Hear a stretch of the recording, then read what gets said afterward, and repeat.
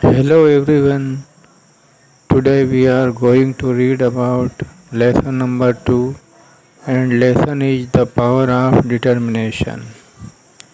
आज हम पढ़ेंगे लेसन 2 जिसका नाम है द पावर ऑफ डिटर्मिनेशन।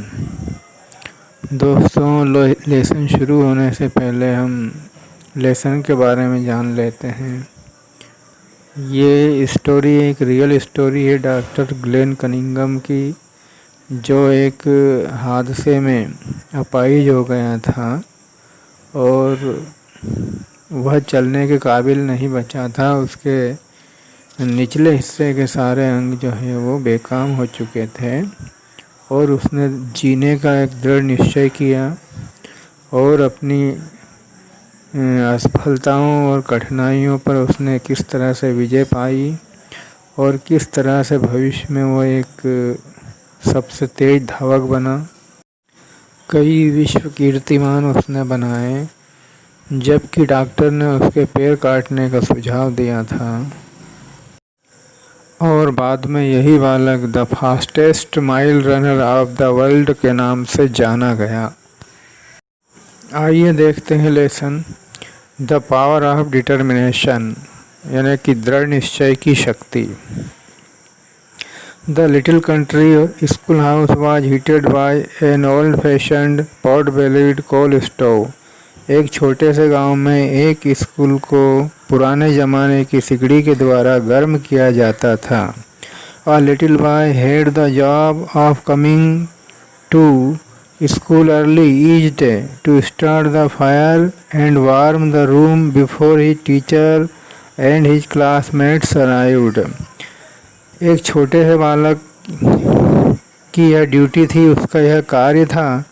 वह स्कूल जल्दी आता था और अपने टीचर और अपने साथियों के आने से पहले उस स्कूल को गर्म किया करता था। One morning they arrived to find the schoolhouse engulfed in flames. एक दिन वह स्कूल पहुँचे और स्कूल को चारों ओर से आग से घिरा हुआ पाया। They dragged the unconscious little boy out of the flaming building more dead than alive. उन्होंने उस बालक को उस जलती बिल्डिंग से बाहर निकाला, जिसकी हालत ऐसी लग रही थी जैसे कि वह जिंदा कम और मरा हुआ ज़्यादा हो। He had major burns over the lower half of his body and was taken to the nearby country hospital. He had major burns over the lower half of his body. वह अपने शरीर के निचले हिस्से से बुरी तरह से जल चुका था। And was taken to the nearby country hospital, और पास के हॉस्पिटल में उसे ले जाया गया। From his bed the dreadfully burned, semi-conscious little boy finally heard the doctor talking to his mother. आखिरकार उस बुरी तरह से जले हुए बच्चे ने अपने बिस्तर पर से अपनी माँ को डॉक्टर से बात करते हुए सुना। The doctor told his mother that her son would surely die. Doctor कह रहा था कि उसका बच्चा निश्चय ही मर जाएगा. Which was for the best really, और यही वास्तव में अच्छा होता. For the terrible fire had devastated the lower half of his body. वास्तव में इस आग ने उसके शरीर के निचले हिस्से को पूरी तरह से नष्ट कर दिया था. But the brave boy did not want to die, परंतु यह बहादुर बालक मरना नहीं चाहता था. He made up his mind that he would survive. उसने अपने दिमाग में निश्चय कर लिया कि वह जिंदा रहेगा. Somehow to the amazement of the physician he did survive. उसका जिंदा रहना किसी तरह से डॉक्टरों के लिए एक अचंभे से कम नहीं था. When the mortal danger was past, he again heard the doctor and his mother speaking quietly. जब उसका यह प्राणघातक खतरा टल गया, तब उसने दोबारा से अपनी माँ को डॉक्टर से बात करते हुए सुना. The mother was told that since the fire had destroyed so much flesh in the lower part of his body, माँ कह रही थी कि उसका जो शरीर है उसके निचले हिस्से में वह पूरी तरह से बर्बाद हो चुका है. It would have been better if he had died, since he was doomed to be a lifetime cripple with no use at all of his lower limbs. अब उसके शरीर के निचले हिस्से का कोई यूज नहीं रह गया है, वह जीवन भर रेंग कर चलता रहेगा. इससे अच्छा होता यदि वह मर जाता. Once more the brave boy made up his mind. एक बार पुनः उस बालक ने अपने दिमाग में दृढ़ निश्चय किया. He would not be a cripple. वह अब रेंगेगा नहीं. He would walk. वह चलेगा. But unfortunately from the waist down he had no motor ability. परंतु दुर्भाग्य से उस बच्चे के शरीर के निचले हिस्से में अब कोई संचालन की शक्ति नहीं रही. मोटर एबिलिटी मीन्स शरीर के चलाने की शक्ति. His thin legs just dangled there, all but lifeless. उसके पैर सिर्फ लटक रहे थे निर्जीव की तरह. Ultimately he was released from the hospital. आखिरकार वह हॉस्पिटल से रिलीज कर दिया गया. Every day his mother would massage his little legs. हर दिन उसकी माँ उसके छोटे छोटे पैरों में मसाज किया करती थी. But there was no feeling. परंतु उन पैरों में कोई एहसास नहीं होता था. No control, nothing. और ना ही वह अपने शरीर पर नियंत्रण रख पाता था, बिल्कुल भी नहीं रख पाता था. Yet his determination that he would walk was as strong as ever. और तभी उसने दृढ़ निश्चय किया कि वह बहुत मजबूती से चलेगा और हमेशा के लिए चलेगा. When he was not in bed, he was confined to a wheelchair. जब वह बिस्तर में नहीं होता था तब वह अपने आप को व्हील चेयर में कैद रखता था. One sunny day his mother wheeled him out into the yard to get some fresh air. एक दिन उसकी माँ ने उसे बरामदे से बाहर निकाला कुछ शुद्ध हवा दिलाने के लिए. This day instead of sitting there he threw himself from the chair. उस दिन उसने अपने आप को चेयर पर बिठाने की बजाय खुद को उस चेयर से अपने आप को बाहर खींच लिया. He pulled himself across the grass. उसने अपने आप को घसीट कर घास तक ले गया, यानी कि खुद चलकर घास के ऊपर चला गया.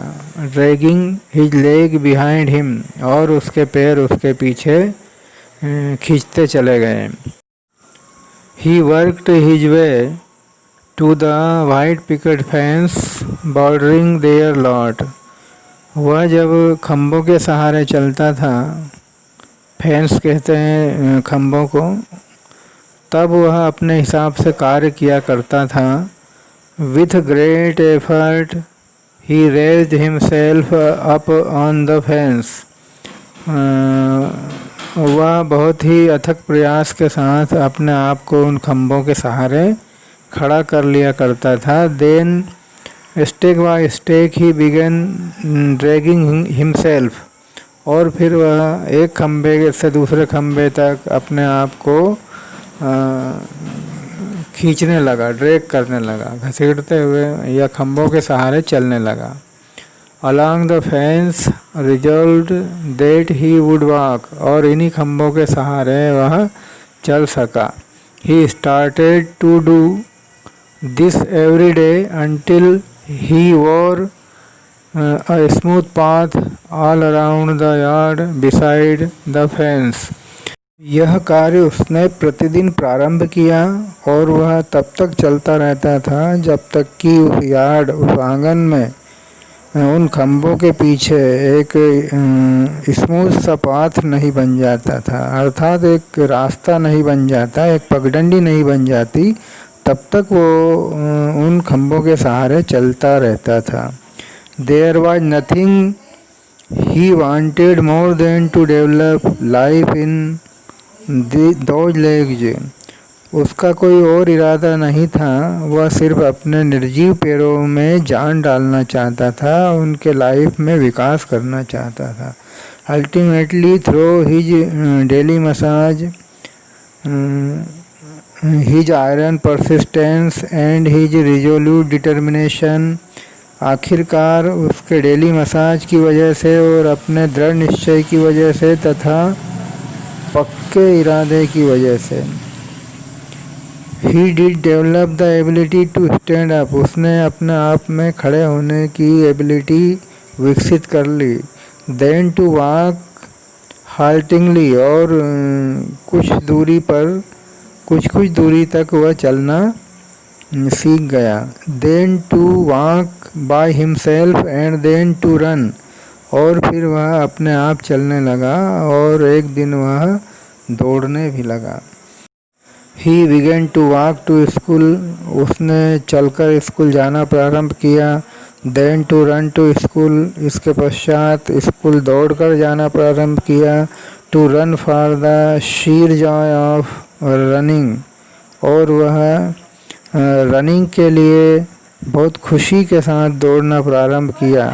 Later in college he made the track team, और फिर कॉलेज में पहुंचकर उसने एक ट्रैक टीम बनाई। Still later in Madison Square Garden, बाद में मेडिसन स्क्वायर गार्डन में this young man who was not expected to survive, यह आदमी जिसकी जीने की कोई आशा नहीं थी।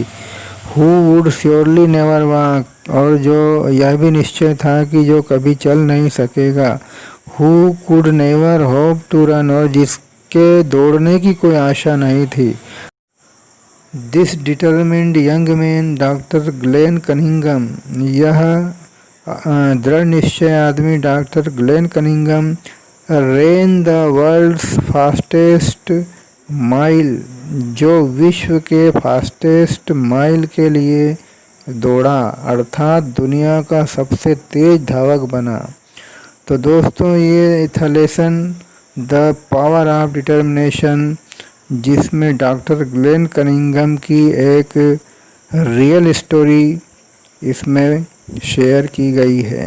दोस्तों, अगर आप चाहते हैं कि मेरे आने वाले नए वीडियो का नोटिफिकेशन आपको जल्दी मिले तो प्लीज़ मेरे चैनल को सब्सक्राइब करें, शेयर करें, लाइक करें, कमेंट करें। Thanks for watching.